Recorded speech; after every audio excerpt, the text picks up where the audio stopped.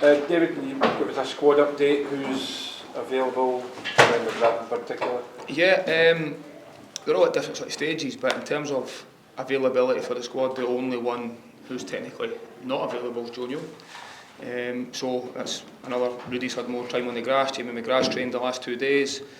Who else picked up? Not everybody's came through it. It's a big game. Everybody wants to make themselves available, as you'd expect. Bumps and bruises and knocks go away. I know they all feel good about themselves as well after a really good result and performance at the weekend, and everything's gearing up now to. There's no distractions. There's no game in between, which is another real positive step that we can really focus on. A brilliant opportunity, a brilliant game to look forward to, but a real tough test at the same time. In terms of the enormity of these two fixtures here, how important are they? Because from a financial point of view, this is the biggies. These are the two biggies, aren't they? It is. It's something that, from the first day back in pre-season, well, as soon as you finished third last season, we were a wee bit unsure as to exactly what our European campaign would look like, the path we would take. As a result of obviously what happened with the Cup, we were then going in at round 2, so we knew it was going to be massive efforts to get to this stage. But the challenge to the group of players right on day one was, can we qualify for group stage football, which has never been done before at the club, so can you then recreate history again? And the challenge we've had, the tests we've had, the games we've came through has been fantastic, and this is the last one. It doesn't get any easier. If anything, it gets tougher just because you get a little bit closer and what that means and dealing with that. And the expectation and the noise round about it, but it's certainly a very exciting time to be a Hibs player and fan and everybody connected with the club at the minute, and we need to use that to the advantage. Forgetting the level of competition, but mentally, is this a bigger test, and probably the biggest test you've tested as a manager in your career? Yeah, I think so. I think because of, as you said, the magnitude of the game and what's at stake, the other side of it. The opportunity to be playing in Europe right up to Christmas, the opportunity, the potential fixtures we might get. We've already had, 2 sellouts, soon to be 3 sellouts tomorrow, I'm sure, at Easter Road, and how good that is to play in that environment and coach in that environment myself, testing myself against top coaches. I think it's where we want to be competing at this football club. We say it all the time, it's all geared up and ready to go and do that. The bit that's been missing for the last few years, for a variety of reasons, has been performances and consistency. And right now they're delivering a really high performance level and really consistent within the group, which is really pleasing. It's easy to say it's just another game, but it's not. So how do you deal with that with the players? How do you approach the players, and what is it? If the messages are different, what are they to the players? I think the messages are still very similar. It's still 11 very good players against 11 players. I think it's played over 2 legs as well, so it's not as if this is a one-off game. So you are preparing again, like I've already touched on, for a lot of football to be played in the tie, and that's really important how we start the game, especially being at home. We really want to make sure we use that to advantage. It's slightly different for us this time. We've been away and the other legs first, which maybe changes the psychology behind it, but to be honest it didn't really, because my mindset was to try and quieten the crowd in the opposition and start the game well and all these things which we've done in the legs previously, and that'll be exactly the same challenge again tomorrow night. We just want to make sure if the players go out and give the account of themselves that they have been doing, the level of performance we've had, we know we're a really good side and can go and look forward to hopefully another special night at Easter Road. What did you make of Legia when you've seen them not only in Europe this season but also at the weekend? Yeah, well listen, they're a top side, you know that. You don't get to this stage having played the games I've played without being that. I think got to almost quarter-finals of the competition last season. I think they lost out to Chelsea. Very aggressive, pressed really well, and it'll be a real, again, tough test for us. One thing we've demonstrated though is that if we do, as I've just touched on there, play at the level we can, we're a really good side ourselves. And he's rotated his squad quite a bit. They're the same as us in terms of, which is a big step I think this year for Scottish football, which is us postponing the game in between.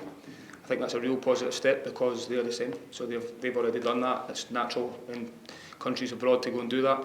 So I think it gives us a real opportunity over the 2 legs. No distractions, nothing in between where you can pick up knocks or injuries.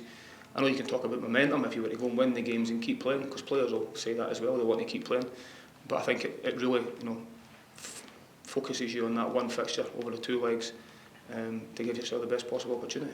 Given the coefficients, because it looks like Scotland might drop a couple of places, the importance of having that free week, it's great to see the authorities, is it not, actually giving the clubs the opportunity to try and be at their very best against this level of Definitely, I think especially when you think of the number of clubs we had competing this season. When you look at all of the teams that have done well, Dundee United really unfortunate to going penalties, would have been in the same situation had they got through a penalty shootout.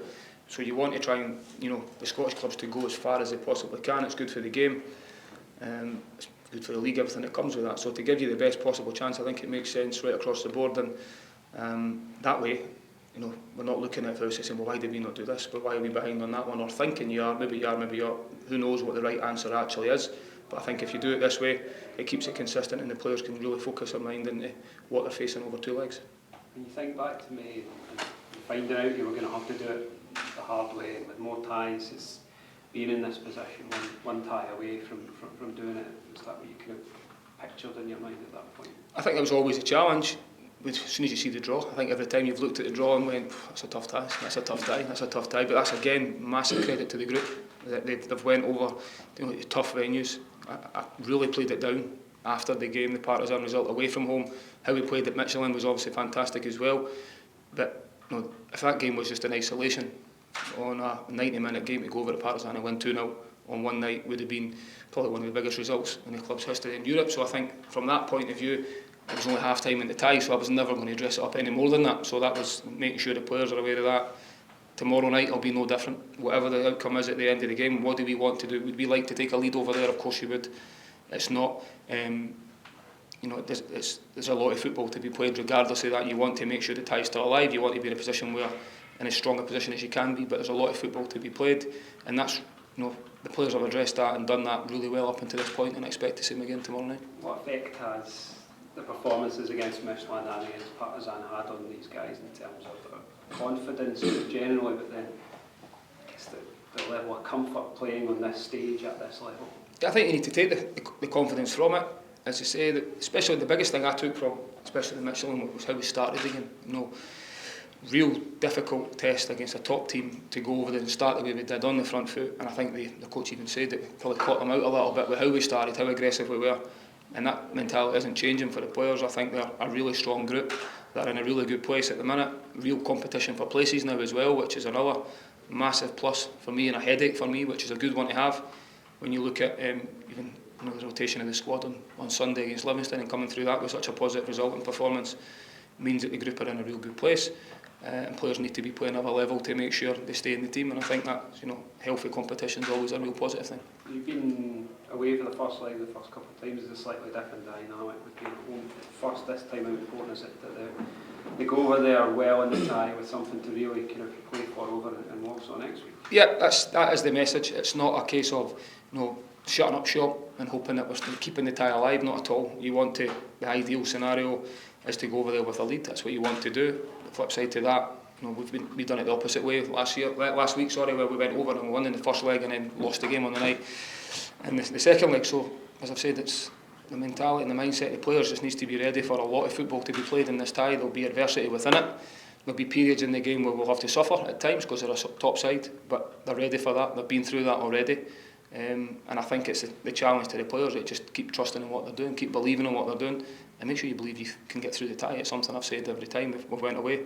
Regardless of your opponent, you need to believe you can go and do it. Everybody's right in the right good place. Everyone, the club, the feel-good factor, the expectation around the football clubs is all geared up, as I've just touched on, for a special night at Easter Road tomorrow, which we'll look forward to. And if we can get through the tie, it'll be, as I've said, the first time the football club's ever done that. So that's what's at stake for the players. They know it, and they're ready for it.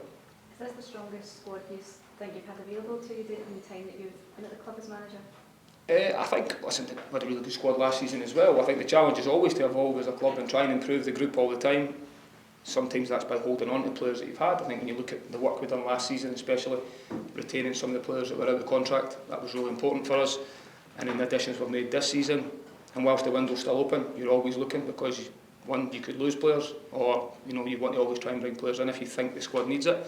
And then what also we'll look at that is what happens as a result of this game, what that looks like, having 2 games a week potentially up to Christmas. The schedule required and the squad required to try and compete on every competition we play in. So I think it is in a really good place. It's in a real, I talk a lot about the strength of the group and the type of characters that are in there, and that's the biggest, most pleasing thing for me, that when subs are coming on at the weekend, they're coming on to strengthen the team and make the team better.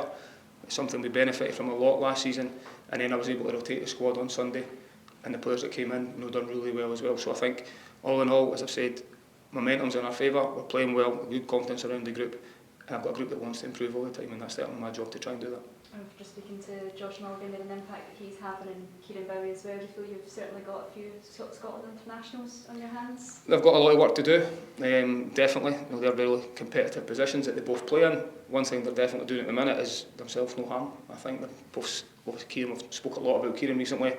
Delighted with Josh and how he's came in. Looks like he's really enjoying his football, which is a big thing. When you join a new club, you want them to settle as quick as they possibly can. That doesn't always happen, but he certainly has settled really quick, right into the group, as if he's been here for weeks, months. So that's a real positive, and I think there's a lot of improvement to come for Josh as well. I think when you look at how he's done so far, there's a lot more to come, but he's certainly got really good attributes, and as I said, it looks like he's enjoying his football, which is the main thing.